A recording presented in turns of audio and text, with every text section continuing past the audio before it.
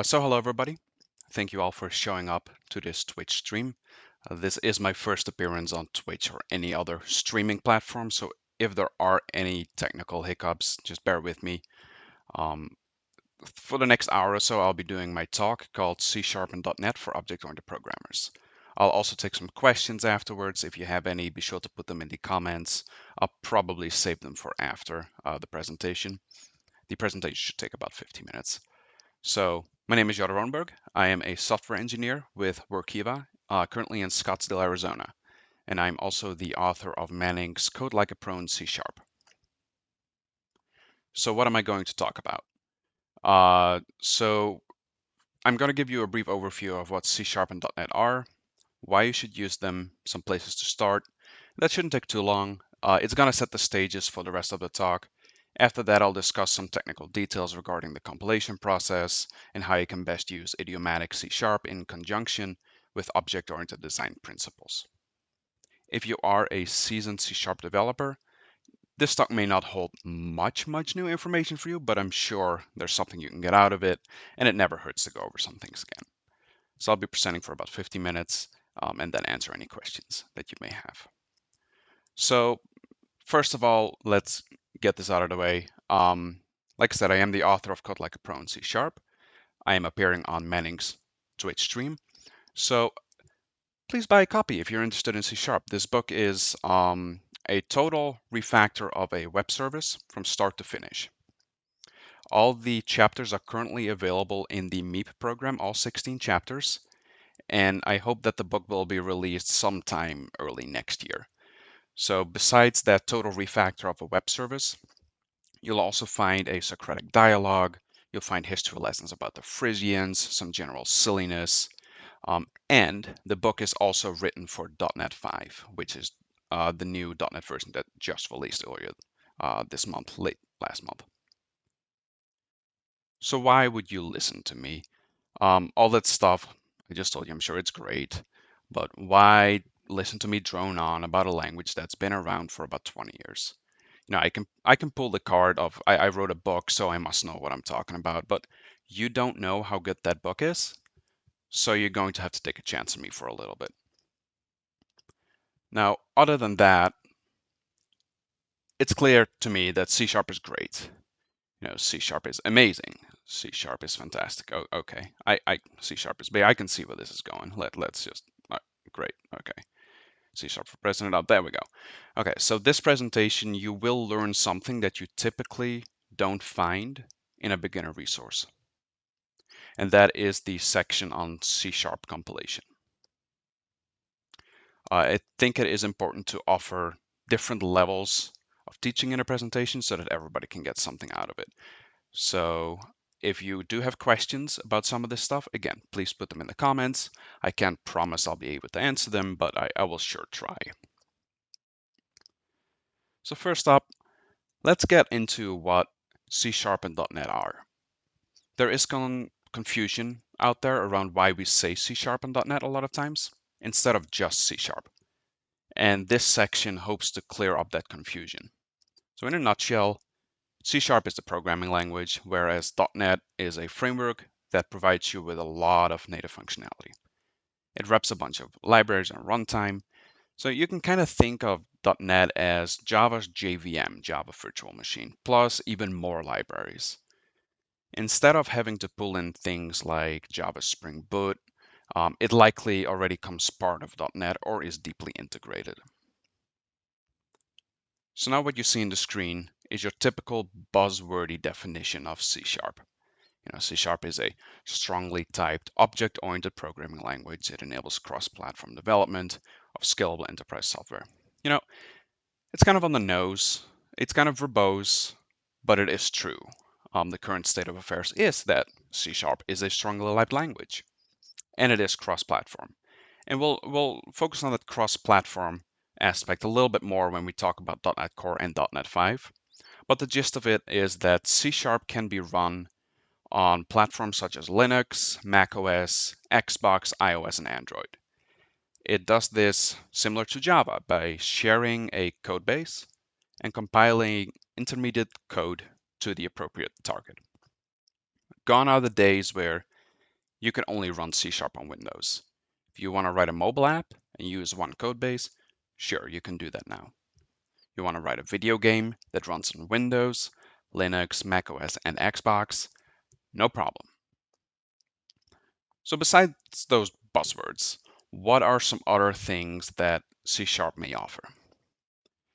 With the cross-platform move, C# and .NET have become open source. For the first 15 years or so of the platform, Microsoft was really the only group working on it. But now every single piece of C# and .NET is open source, it is on GitHub, and you can contribute to it. Microsoft does still play a large part on the future of the platform, but there is a really strong community around C# and .NET. In fact, there's even a third-party foundation that fosters this community. It's called the .NET Foundation. I highly recommend you check them out. They do some great work. So other than the open source checkbox, C# is widely used. You will encounter C# in a lot of enterprise companies that develop scalable applications or web services. C# can be used if you want as a full stack technology. It can even replace JavaScript now through its new Blazor framework, which makes C# compile down to WebAssembly. So C# was the 7th most popular language on Stack Overflow in 2019. Now that may not sound too important or even too impressive, but what that does mean is that there is a really large community online out there around C# and .NET. Being able to use that community and find answers to basically any question on C# you may have is priceless. If you have ever worked in a technology or a language that is new and maybe not widely adopted yet, you'll know that trying to troubleshoot an issue online can be incredibly painful if there is no established community. And lastly, I've kind of mentioned it before, C# and .NET do have really good native libraries, and that's through .NET. So I'll mention that again probably, so I'll stop belaboring it right now. Moving into .NET, the typical explanation is that .NET is a collection of libraries that provide common functionality to a host of programming languages. And that is true, but there's a bit more to it. This collection of libraries, it is pretty massive, and it does contain most of the functionality that you need on a day-to-day basis. In fact, I may go as far as say that it is somewhat rare to have to do something that .NET may not even have a basic piece of functionality for a basic helper package. In order to explore .NET and C# a little bit further, we need to have a bit of ground knowledge around the ecosystem. So there is an unfortunate part about .NET in that people often talk about .NET as if it was just one thing. And I've done this already in this talk. It's easy, and we're only about 10 minutes in. Because .NET for a very, very long time was just one thing, we need to be careful to make some distinctions here. Initially, .NET started with the .NET framework. That's the desktop Windows-only .NET that's often coupled to C#. About 10 years in, Microsoft started to experiment with what I like to call .NET spin-offs that are things like .NET Micro and .NET Compact. Both of those were targeted at resource-constrained environments like mobile phones or embedded devices. But it wasn't until around 2016, when .NET Core came to the foreground, that Microsoft had an actual successful spin-off on its hands. And .NET Core really is what makes that .NET collection of libraries run on platforms such as Xbox, iOS, Android, and macOS, all with that one shared codebase. Now it is worth pointing out that .NET Core owes a lot to Xamarin, which started in 2011 and is now owned by Microsoft. Xamarin is or was a company that created implementations of the underlying .NET tech for those mobile devices. And then the third and perhaps most important flavor of .NET in 2020 is .NET 5.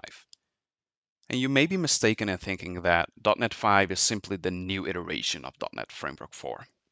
But no. In fact, .NET 5 combines all currently existing streams of .NET into one unified shell. So we now have .NET Framework, .NET Core, Xamarin, Unity for video games, ML.NET for machine learning, and much more in one big package. .NET 5 is currently in preview, and I believe the official actual release will be sometime in the near future. Let's consider .NET Framework 4 for a minute. Like I said before, .NET Framework is the original version of .NET. It is the old school way of doing things, but it is still supported and run by a lot of programs out there in production. If you end up working on a desktop application written in C#, the likelihood of it running .NET Framework 4 is very, very high. .NET Framework has a couple of really good things going for it. So because of its longevity, there is that massive community around the framework. Help is really easy to find online, and the framework itself is really stable. The framework has some great hooks into Windows APIs as well, which make dealing with certain system calls a little bit easier. Now, you may have heard of technology abbreviations like WPF, WCF, WinForms, UWP.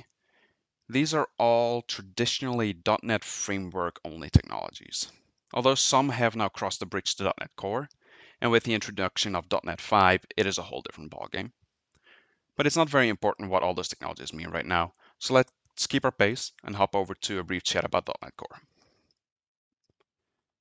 So if .NET Framework is the Windows-bound desktop application way of using the .NET ecosystem, then .NET Core is the polar opposite. It allows us to run .NET on platforms such as Linux, Mac, iOS, Android. And when .NET Core first came to light, the decision was made to put an emphasis on web APIs. As a result, GUI programming with .NET Core is not very strong, but strides are being made there. So where .NET Core really excels is as a back-end system for large enterprise cloud operations. You can think of .NET Core somewhat in a similar vein to maybe like Kotlin, Ruby, or Golang. Of course, that's a gross oversimplification of things, and it would be very easy to pick apart that statement, but it's what I've got. So .NET Core also brought in a new type of developer into the .NET ecosystem, the non-Windows developer. And the importance of that cannot be overstated. Previously, Java, which we could very well position to be C#'s main rival, and as far as we want to promote such a language war, which is probably not at all, Java had a bit of an edge up to C#. Because the JVM had compiler targets to instruction sets of many different platforms, you could run Java everywhere. In fact, in their installer, I believe it still says, Java runs on 2 billion devices. Well, C# didn't run on 2 billion devices. However, now with .NET Core, and as a result .NET 5, you can do the same. And we'll dive into how C# compiles a little bit later. But like with the JVM, any language compatible with the .NET ecosystem can run on these platforms. So if C# is Java, then maybe F#, maybe something like Scala. Two different languages running on the same engine, if you will. So back to .NET Core. Because .NET Core was a spin-off, we now have these two main streams of .NET, .NET Framework and .NET Core. And anybody who's ever had to maintain two flagship products at the same time will quickly realize what a maintenance and PR nightmare that is. So luckily, the good folks in the .NET community cooked up something for this. And that's .NET 5. It is the amalgamation of all things .NET under one big umbrella. You can kind of think of it as a reboot of the .NET platform. It takes the .NET platform really into the modern day.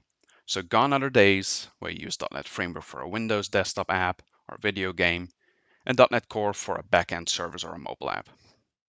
You want to do any of that? You want to combine them? Great.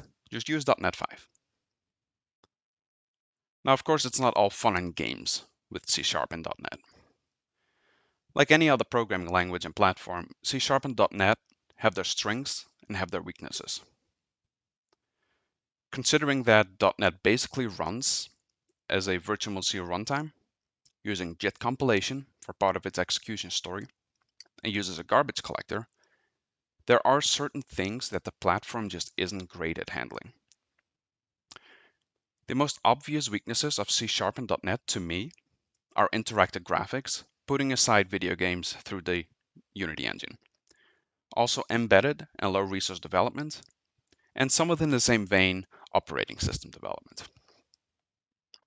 Because of the virtual machine, garbage collection, and JIT limitations that we'll go into a little bit deeper later, there are better languages to use than C#. You may want to consider using something like C or C++. On the other hand, by using C# and .NET, you do get a very mature and scalable platform that is open source and has a massive online community. And that is what makes, to me, C# and .NET just an excellent choice for enterprise development. All right, now that everybody has a little bit of basic knowledge around C# and .NET and what that encompasses, I want to move into a little bit more technical stuff. Now, most developers have touched object-oriented programming in some way, shape, or form. You may not be incredibly familiar with the ins and outs of polymorphism, inheritance, encapsulation, what have you, but you've probably used them or seen these concepts used before. C#, like many popular languages, is easiest to write in when combined with object-oriented concepts. But instead of focusing on the basics of object-oriented programming necessarily, I want to show you two things: how encapsulation and how polymorphism work in C#. And I'll also show you a couple of cool tricks to get the most out of the language. So encapsulation, the practice of hiding your data so other methods or developers can't get their grubby little hands on it. In the immortal words of MC Hammer, you can't touch this. Putting aside a discussion on what design patterns you should be using to really achieve that perfect encapsulation of your data, C# provides a couple of major types to encapsulate data. So the ones that I'm going to focus on right now are the class and the struct. Of course, you're probably very aware of the concept of these, and I'm quickly going to put them against each other. But after that, I want to look at some ideas around properties and fields, how we can use those to control access to their data, and terms like getters, setters, auto properties, and read-write-only properties. So to highlight some differences between a class and a struct in C#, I want to go over mostly the struct. I'll preface this by saying that in my opinion, structs are highly underused in the C# world. I've seen very, very few structs in actual production code. And I think it is because people just forget that they even exist. When you go to instantiate a class or a struct, things look almost the same. Depending on your language of choice, this syntax may look a bit odd, or it may look very familiar. It's your typical C-style syntax. But surely, there's got to be more to it than just a simple syntax wording difference. The main critique levied against the class type is typically that it does add a lot of overhead. And keep in mind, when I say a lot of overhead, we are talking milliseconds, if even that. But every little bit adds up. Now, structs, on the other hand, tend to be lightweight. This is both because of the way they're allocated in memory on the stack versus main memory of the heap, and because of the next difference. Whereas in a class, you can change a lot of state, in a struct, you're a little bit more restricted. Typically, you don't want to change state through a struct. You really want to use a struct as a plain old data object. And this is what helps keep a struct lightweight and easy to use. And then to me, the biggest practical differences between classes and structs, and why I like structs so much, it's the behavior around constructors. When you add a constructor to a struct, the compiler forces you to assign every field and property in that struct a value. This prohibits a struct from ever being partially constructed or initialized. In a class, you don't have to do this. In a class, you can assign as many or no fields and properties values in a constructor. Do note that if you don't explicitly add a constructor to a class or a struct in C#, the compiler does generate what is called a default constructor under the hood. And a default constructor sets all fields and properties to the default type values. You won't see this constructor, but it is there. Now, to drive the point home that I think structs are awesome, I'm going to show you what a structs look like and what fun we can have with it. So have a quick look at the Biscuit Struct, or Cookie Struct, whatever you want to call it. It is fairly straightforward. There are 3 private fields: name, isDelish, and serving size. As an aside, there is a C# naming convention that I tend to follow, where private fields are prefixed by an underscore. Not everybody does this. I will be doing it in this talk. I made the serving size a type of byte. I did this mainly because if you consider a serving size larger than 255 or so individual units for a biscuit or a cookie, I have some questions. Also, the more restrictive a type you can get away with, obviously the less memory you might be using, sidestepping any memory block packing issues. And also note that we did assign every field a value through this constructor. If I, for example, did not assign the name field a value in this constructor, I would have a compiler error. Now, to use this struct, all we have to do is instantiate it. So to instantiate a biscuit instance, we just say new biscuit and pass in the name of the biscuit, a chocolate hobnob in this case. We also have that boolean that says whether a biscuit is delicious. I think we can all agree that it is, and what a preferred serving size is. All right, let's not completely pig out, and let's say we'll have 4 biscuits. Similarly, if we want to come up with a biscuit that's not delicious, we can also create an instance for that. So for that, I went with a fig roll. I really don't like fig rolls. So I said, I do not think it's delicious, and I really don't want to eat more than 2 of them. And lastly, if you really want to push the boundaries of the serving size limit, you can instantiate something with 255 as serving size. So I went with Jaffa cakes. And to me, I love Jaffa cakes, so they're delicious. And my preferred serving size is 255 individual cookies of Jaffa cakes. Now that's very lucky for us because if we try to pass in a value of 256, we'd have a compiler error on our hands because the underlying type is a byte. So now we have 3 instances of biscuit: Choc Hobnob, Fig Roll, and Jaffa. But what if we want to access any of its internal details, any of its internal fields, like name, isDelish, or serving size? Well, right now we can't because they are private members of the Biscuit Struct. And that's the first and probably most obvious way of encapsulating your data. We're just hiding the data away, stick it in a private member, make sure that nobody can touch it.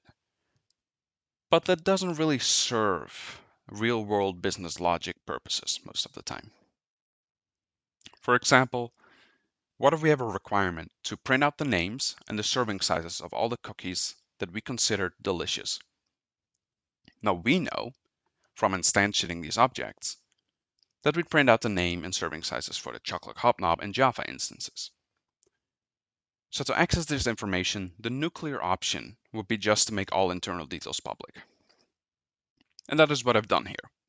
So if we change the name, isDelish, and serving size fields to have an access modifier of public, we should be able to access them elsewhere. Note the change in the naming convention here, from private with an underscore and camel casing to Pascal casing, where every first letter is capitalized for public. If we add our biscuit instances directly into a list of biscuits and then print out the information that we want, we should be all set, right? Well, yeah, this works because all the fields on the biscuit struct are public, so we can just access them really easily in this way. But is this the best way?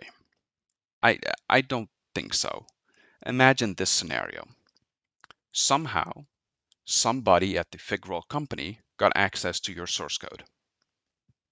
They created a new class somewhere else in the system. And that class changes any instance of a biscuit struct with the name fig roll to be delicious. Now, because the isDelish field is public, this would be possible. So it's better if we lock down our data and encapsulate the read and write story of the Biscuits struct a bit better. What if we could make it so that the isDelish field can be read from anywhere, but can only be written to by logic in the Biscuit constructor? We could use C#'s read-only keyword. When we say a field is read-only, this means we can only explicitly write to it once. A read-only field can only be written to by inlining a value assignment in the declaration or through a constructor. In effect, this means that we can always read isDelish as it is still public, but we can only write to it once, which we did do through the Biscuits constructor here. But what if we want to be able to write something from anywhere in the code, but only be able to read it in its own class or struct? Well, for that we have to switch gears a little bit and look at properties. So the typical way to accomplish something like that is to make a private property and then create getters and setters that have the appropriate access modifier, which would be a public getter and setter in our case.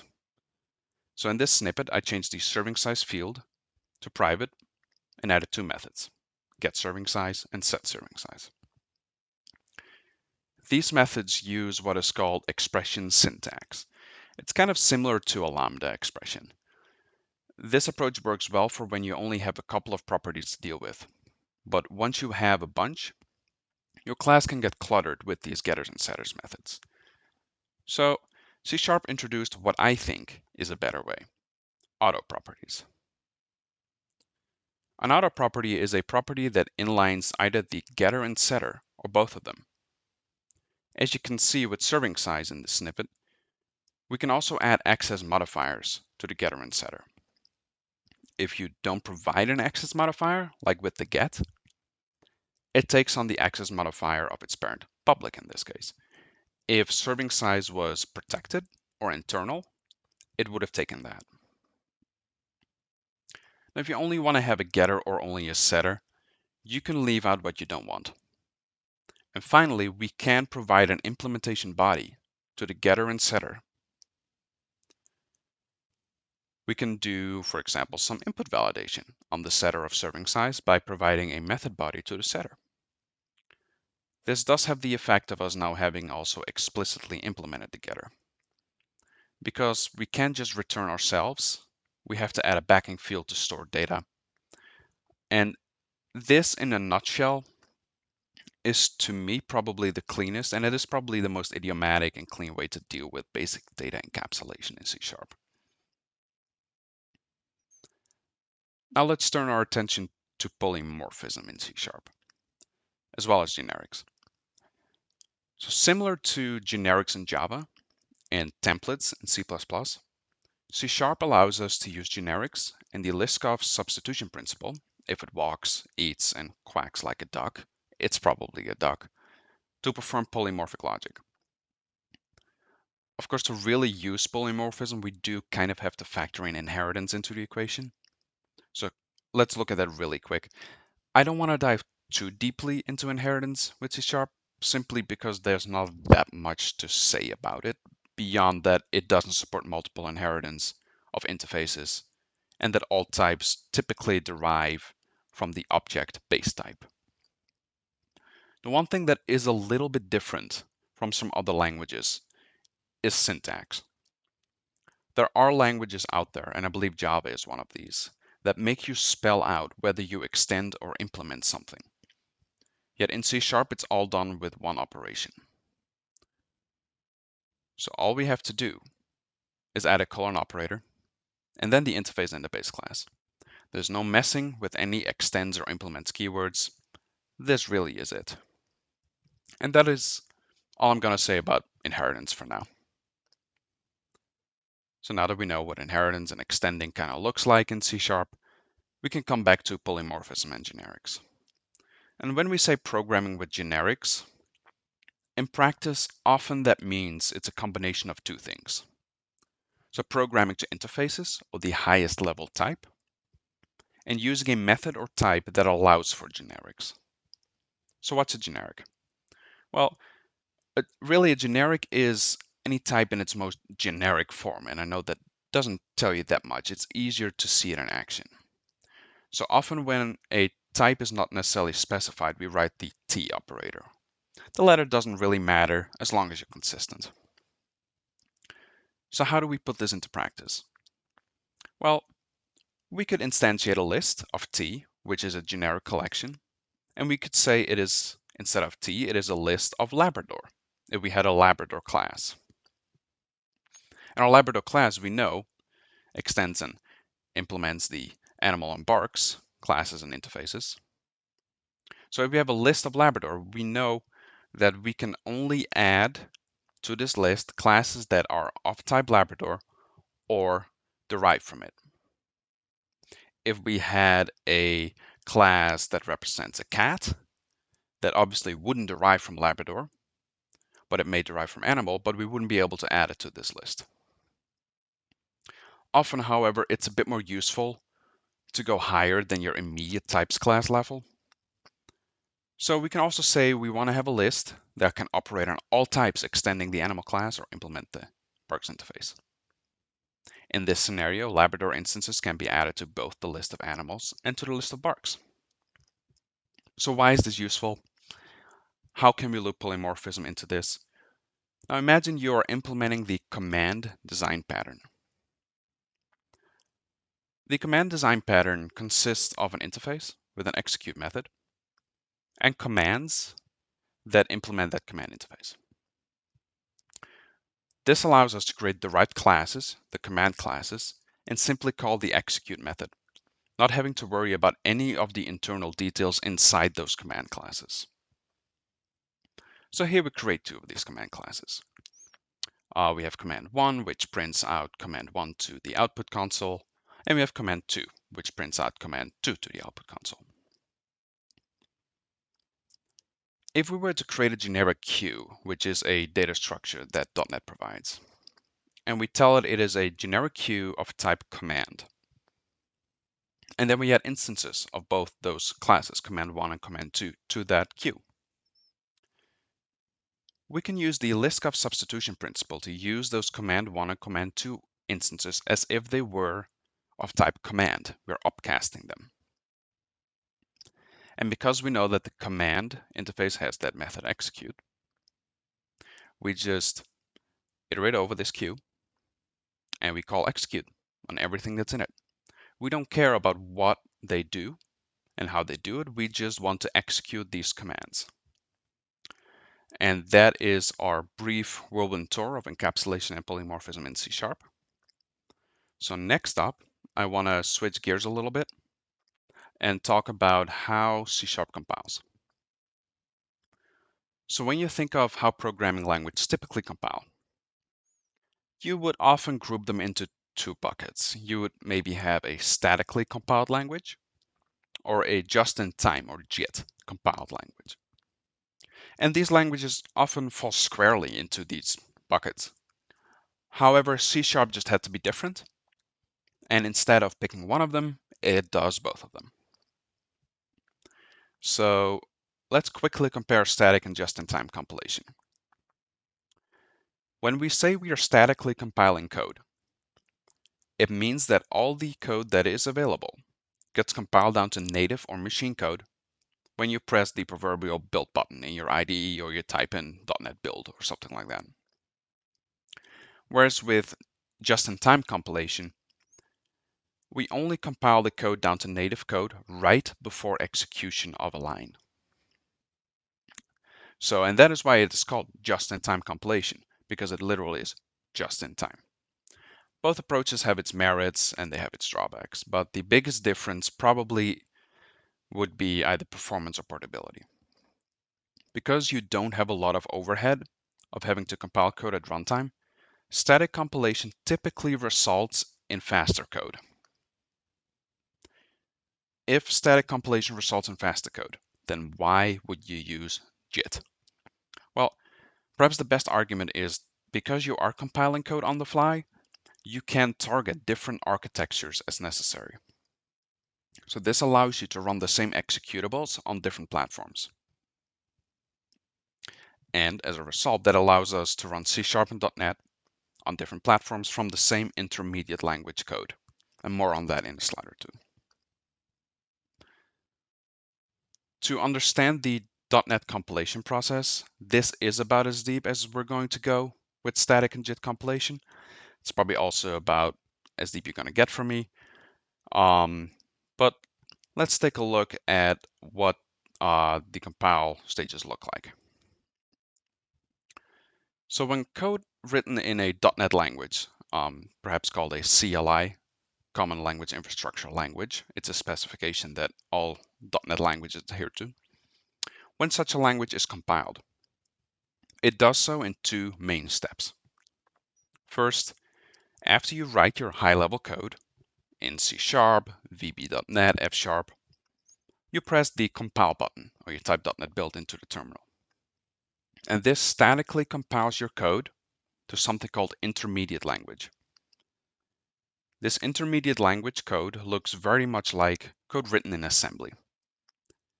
Once you execute your program, the runtime, the CLR, Common Language Runtime, takes that intermediate language code and jets it into native code for the machine that you're executing on.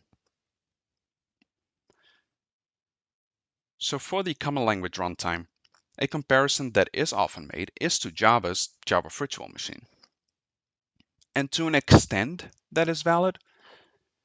However, keep in mind that when people talk about the JVM, they often also mean the libraries within the JVM.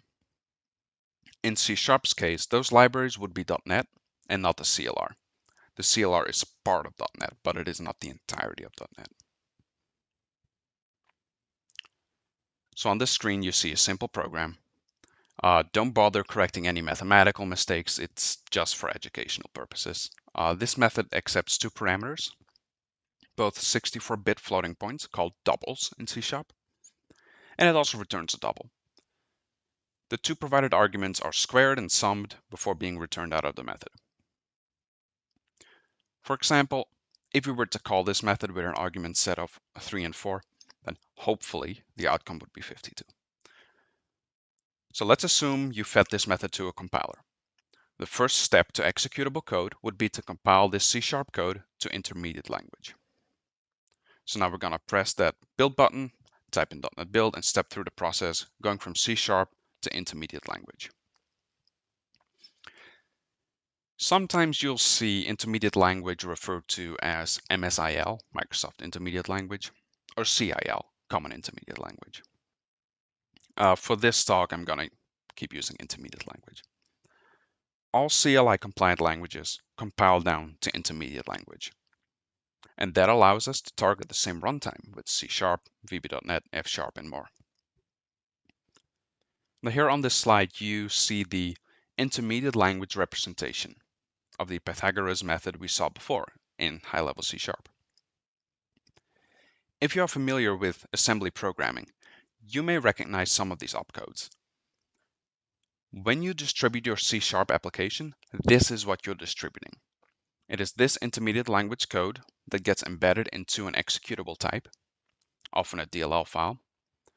But it's not very important to know the internals of intermediate language. It's just good to know that it's there and what the output of your compilation step is.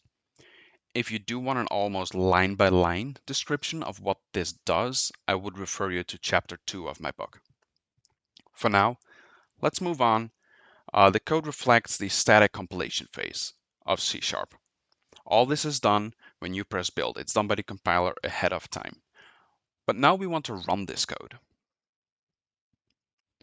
When we double-click our executable, launch our service, or invoke a DLL, the CLR, the Common Language Runtime, scans the file for any intermediate language code. When it finds this code, it will compile that code just in time to native code where necessary. So this means that code really isn't compiled until right before it's executed. And from that, we get that support for multiple platforms for the same codebase.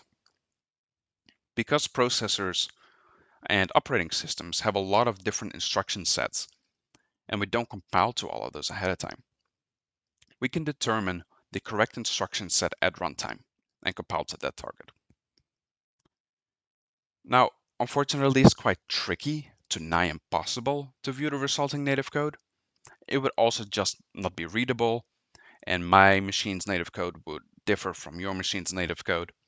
So unless you've become fluent in your favorite controller's instruction set, it's a lost battle. So we've now seen static and JIT compilation. But why bother using both of them? After all, languages such as C++ get by with only static compilation, and they are multi-platform.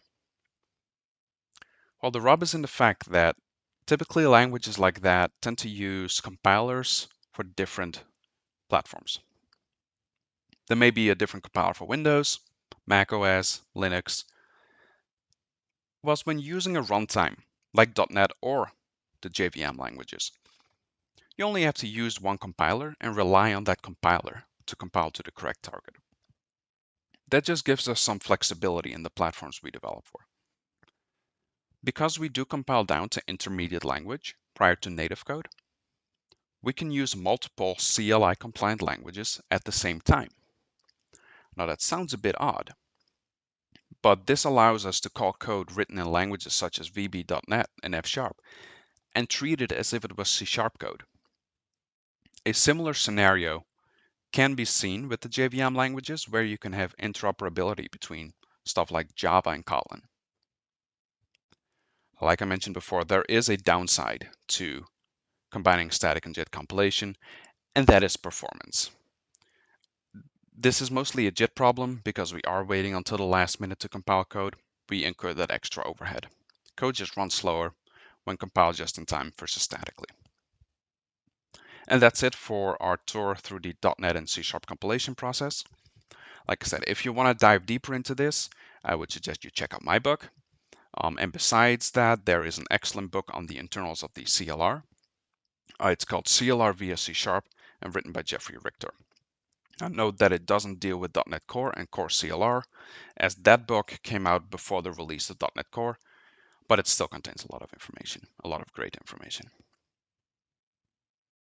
And here we are, the last section of this presentation.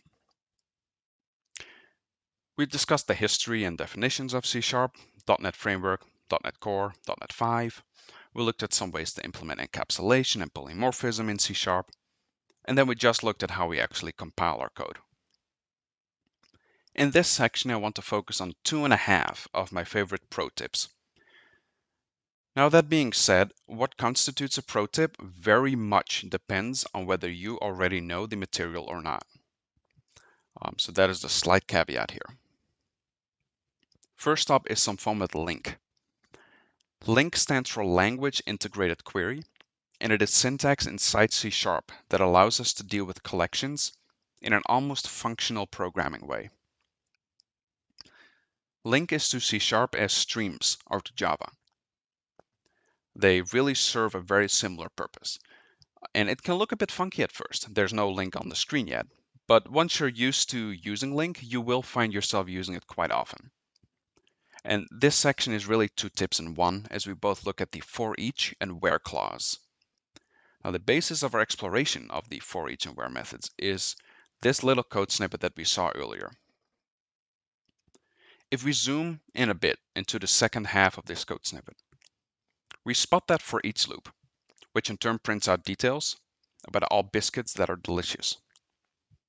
It is this ForEach loop that we are going to replace with a LINQ method call. The syntax for any LINQ method typically is the collection followed by the LINQ method, and the LINQ method usually accepts a lambda predicate alongside an expression. And this expression could be a single statement, or it can be an entire method body wrapped into curly braces. By replacing the ForEach loop with a LINQ for each method, our code is a little bit more condensed, and depending on your personal opinions, it may be easier to read, but maybe you prefer the previous one. This is somewhat of a trivial change that we made to the code. But once you start to combine ForEach methods with other LINQ methods, you can change some interesting things. So within this for each method, we have a method body, and we have here a conditional that checks whether a biscuit is delicious. If a biscuit is delicious, we print out its name and its serving size. Now we were able to condense the for each loop a little bit by using a LINQ method, so perhaps we can do the same with this conditional check. Well, if we use the LINQ Where method, we may be able to say for this collection, select all elements where condition is X, where those are valid. So probably the most obvious attempt to implement where and for each together would be as you see in the slide. Now, unfortunately, this doesn't quite work. The where LINQ method returns a type of IEnumerable, whereas the for each method expects a type of list. Now, those are not compatible. And this incompatibility prohibits us from chaining the where and for each methods together like this. So until we find a solution for that, the best we can do is take that resulting IEnumerable type from the where method and just do a regular for each loop over it, which is what you see on this slide. We just do a regular for each over the resulting IEnumerable collection coming out of the LINQ Where method. And this collection only contains the delicious biscuits. So we're good to print out the names and serving sizes for all elements. Now, I don't know about you, but I'm still a bit unhappy that we can't use both the LINQ for each and the LINQ Where methods in one chain. So perhaps we should just roll our own for each method that does work with IEnumerable collections. And that brings us to extension methods. C# allows you to define methods that operate on types rather than live in a specific instance of types or in a class that gets instantiated. For example, in the scenario outlined in the previous couple of slides, we could create an extension method called ForEach that works with all IEnumerable types. And because extension methods are static, they can be called from anywhere. All we have to do is declare a static public method, preferably in a separate extension methods class, that says for type of X, which is for us an IEnumerable, of type T, a generic IEnumerable, where T will stand for biscuits during our code. Do this action for all elements in that IEnumerable. The weirdest part of this method signature is probably the this keyword. Yeah, that is what makes it an extension method. We are constraining this method to be called only on the type immediately following the this keyword. So in this case, this for each method can only be called on an IEnumerable, on a generic IEnumerable. We also pass in an instance of action of T. That's where our lambda predicate goes. The action class acts as a wrapper around our pass-in expression, and it is invoked on every element in the values of IEnumerable. So how would we go about calling this method then? Well, does that look familiar? It's the same code we saw a couple of slides ago. So where we try to use links for each method, and we try to chain it with the where method. Now back then, the code did not compile because links for each method was incompatible with the given type. But this time around, it does. We are in fact calling our for each extension method. It's the extension method I just showed you. So extension methods can be a powerful tool to, well, extend functionalities of types. And that brings me to the close of this talk. I do have some suggested readings besides my book, Code Like a Pro in C#. These are some fantastic books that I highly recommend you check out. Two that I'll highlight are Clean Code by Robert Martin, which in my opinion is just the Bible of software development. And there is C# in Depth, which is an absolutely fantastic book that is also published by Manning. So with that, thank you for listening. Feel free to connect with me on LinkedIn, visit my website, visit the Manning page, and I will check if there are any questions. Now would be the time to add them if you have any remaining questions. Let's see. So I am Brock, if I pronounce that correctly. It looks like you have a question about when to use A struct versus a class. And yeah, your call is correct. Structs really typically get used with value type objects. I like to present them to be used as plain old objects. That typically is the best use case for them, I believe. And then Mark of Zen asks, how does the book compare to C# in depth, John Skeet's book? So there is a difference there. My book was written to take a programmer that is proficient in a different object-oriented language, or really a different programming language, like Python, like you mentioned, and bring them up to speed to C# without focusing on how to write a for loop, those kind of things, without really going through all that beginner programming stuff. In the C# world, there are a lot of books that fall into either the beginner or the advanced columns. And there's not much in between there that can get you from A to B. And this book aims to be in the middle there. So this book should set you up really good for exploring C# more in depth. Now, C# in depth, as it says, it is in depth. It is more advanced. It is an absolutely fantastic book, and I highly recommend you read both. So I hope that answered your question. I'll also point out, if you do have any questions after this, feel free to connect with me. I'm happy to answer anything. You can reach me through LinkedIn. You can also post on Manning's Live book, which is the book's forum. And there you can read the material and then ask questions directly related to the material as well. Thank you, everybody, for showing up. Connect with me on LinkedIn, look at my book, and have a good day.